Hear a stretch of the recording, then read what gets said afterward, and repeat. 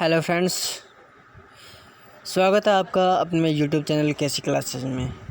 दोस्तों, जैसा कि आप जानते हैं, मेरा नाम गजराज है और आज हम बात करने वाले हैं दैनिक पाठ योजना पुस्तिका के अंदर इकाई योजना की रूपरेखा। सो गाइज, हम इस पर विस्तार से चर्चा करेंगे और आपको बताएंगे कि किस तरह इकाई योजना की रूपरेखा को अपन तैयार कर सकते हैं। इसमें बहुत से पॉइंट्स होते हैं, तो यहाँ पर सबसे पहले अपन पॉइंट्स के बारे में जान लेते हैं। जैसे पहला पॉइंट है विषय वस्तु विश्लेषण, उप इकाई व शिक्षण बिंदु, शिक्षण उद्देश्य व्यवहारगत परिवर्तन सहित सहायक सामग्री। और नेक्स्ट पेज पर, अगले पेज पर होंगे अध्ययन अध्यापन की स्थितियाँ, जैसे छात्र अध्यापक, छात्र अध्यापिका क्रिया, उसके साथ ही छात्र क्रिया या फिर छात्रा क्रिया। इसी के साथ आगे है श्याम पट सारांश, मूल्यांकन, गृह कार्य। इससे पहले हमें क्या होता है कि अपने साधारण बेसिक पूर्ति करनी होती है, जैसे विषय का नाम, इकाई का नाम और उप इकाई का नाम एक तरफ होता है और दूसरे पेज में आपको दिखाई दे रहा है जैसे कक्षा भरनी है, वर्ग भरना है, उत्प्रेरण उपक्रम एवं स्वरूप बताना है, उद्योपन सामग्री। तो ये सभी बताने होते हैं। तो दोस्तों, शुरू करते हैं। पहली इकाई योजना की रूपरेखा में पहला है जैसे बीजीय व्यंजक। यहाँ पर अपन 4 उप इकाइयों क्या क्या ली? बीजीय व्यंजक, बहुपद, सरल समीकरण, युगपद समीकरणों का बीजीय हल। यहाँ पर आप देख सकते हैं विषय वस्तु विश्लेषण। विषय वस्तु विश्लेषण में हमने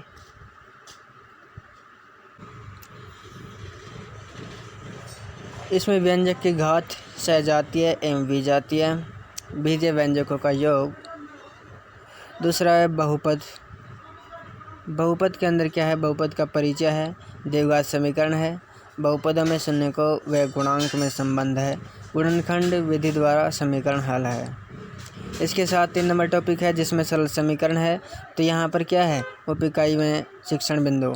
सरल समीकरण क्या है? सरल समीकरण का हल कैसे करें? सरल समीकरण की जांच कैसे करें? विलोपन विधि से। पहले 4 नंबर है युगपद समीकरणों का बीजीय हल। बीजीय हल कैसे करते हैं? विलोपन विधि से, प्रतिस्थापन विधि से, वज्रगुणन विधि से। यहाँ पर अपन को पता है कि जैसे ज्ञानात्मक, अवलोकन, ज्ञान उपयोग, कौशल, अभिरुचि एवं अभिवृत्ति से सही संबंधित ही व्यवहारगत परिवर्तन होता है। तो इनके बारे में अपने को लिखना है। जैसे छात्र बीजीय व्यंजक का प्रत्यास्मरण एवं प्रत्यभिज्ञान कर सकेंगे। दूसरा है छात्र अवलोकन, छात्र बीजीय व्यंजक का वर्गीकरण कर सकेंगे और उसको पहचान सकेंगे। इसी टाइप से लिखने हैं। जैसे ज्ञानोपयोग में क्या है? छात्र बीजीय व्यंजकों से प्राप्त ज्ञान का उपयोग उच्च अध्ययन में कर सकेंगे। कौशल में क्या है? कौशल में है छात्र बीजीय व्यंजकों का हल करने में की कुशलता अर्जित कर सकेंगे। अभिरुचि में क्या करना है? छात्र बीजीय व्यंजकों के विषयों की प्रति रुचि उत्पन्न कर सकेंगे। और अभिवृत्ति में इसके प्रति सकारात्मक एवं व्यक्तिगत दृष्टिकोण विकसित कर सकेंगे। लास्ट यहाँ पर 4 नंबर पे है हमारा टॉपिक सहायक सामग्री। तो सहायक सामग्री टीचर क्या क्या लेता है? टीचर किन किन जो वस्तुएं होती हैं उनको उपयोग करता है, जैसे श्याम पट यानी ब्लैक बोर्ड हो गया, चौक हो गई, झाड़न हो गए एवं समस्त जो भी चार्ट, पाई चार्ट या फिर ड्राइंग संबंधित सभी चीज़ें सामग्री। इसी के साथ अपन नेक्स्ट पेज पर चलते हैं। जैसे यहाँ पर हमारा है जैसे छात्र अध्यापक क्रिया। छात्र अध्यापक ने कक्षा में क्या किया अपने प्रारूप तैयार करते समय? तो क्या होता है? प्रश्न सबसे पहले क्या करता है? टीचर प्रश्न पूछता है ताकि बच्चों को कन्वेंस कर सके और अपने टॉपिक तक पहुंचा सके। जैसे छात्र अध्यापक द्वारा प्रश्न पूछे गए और उसके आंसर यथोचित देंगे, जो भी छात्र को आएंगे वो देंगे। विकासात्मक प्रश्न, पाठ का विकास करते हुए जो अध्यापक प्रश्न पूछेगा वहीं, और उसके छात्र क्रिया क्या होगी? वो सभी उनका आंसर देंगे। इसके साथ छात्र अध्यापक कथन क्या होगा? छात्र अध्यापक शिक्षण बिंदु को पूर्ण करेगा। जैसे शिक्षण बिंदु को कैसे पूर्ण करेगा? शिक्षण बिंदु को इस तरह पूर्ण करेगा, जैसे छात्रों, आज हम कोई भी टॉपिक, जैसे वर्ग है तो वर्ग के बारे में अध्ययन करेंगे पूर्ण रूप में। तो छात्र उनको ध्यानपूर्वक सुनेंगे और पाठ की तरफ आकर्षित होंगे। और अंत में 4 नंबर टॉपिक है बोध प्रश्न। बोध प्रश्न में छात्र अध्यापक कथन के छात्रों से प्रश्न पूछेगा, जो छात्र अध्यापक कथन बनाएगा उससे। यहाँ पर सभी छात्र आंसर देंगे। श्यामपट्ट सारांश में क्या होता है कि शिक्षण कार्य के दौरान श्यामपट्ट का उपयोग किया गया है और अच्छे तरीके से लिखा गया है। यहीं पर मूल्यांकन में क्या होता है कि मूल्यांकन कैसे करता है बच्चों का, जैसे कुछ प्रश्न पूछता है वही लिखने हैं, उसके बाद क्या करता है गृह कार्य देता है, एक बड़ा क्वेश्चन गृह कार्य में दे देगा। इसी तरीके से जैसे द्वितीय इकाई योजना है, जैसे यहाँ पर है बहुभुज आकृतियों का ज्ञान। जैसे पहला है त्रिभुज, दूसरा है चतुर्भुज, 3 नंबर है वृत्त, 4 नंबर है कोण। इसी टाइप से लिखने हैं त्रिभुज, वृत्त, चतुर्भुज, वृत्त और कोण। इसमें उप इकाई का नाम त्रिभुज, त्रिभुज के प्रकार, संभव त्रिभुज। उसके बाद क्या होगा चतुर्भुज, चतुर्भुज, समांतर चतुर्भुज, आयत, वर्ग।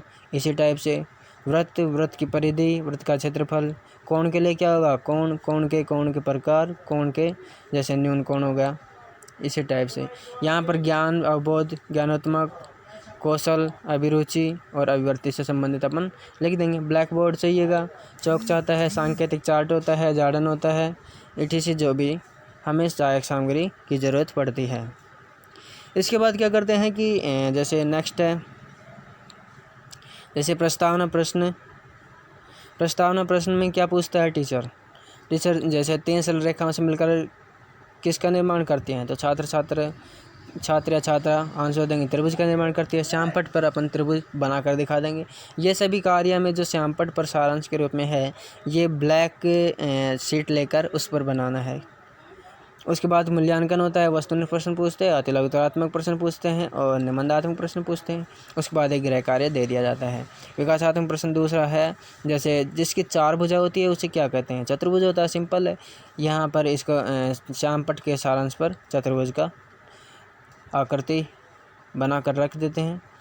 यहाँ पर वही कार्य मूल्यांकन करते हैं और उसमें से एक गृह कार्य के लिए प्रश्न दे देते हैं।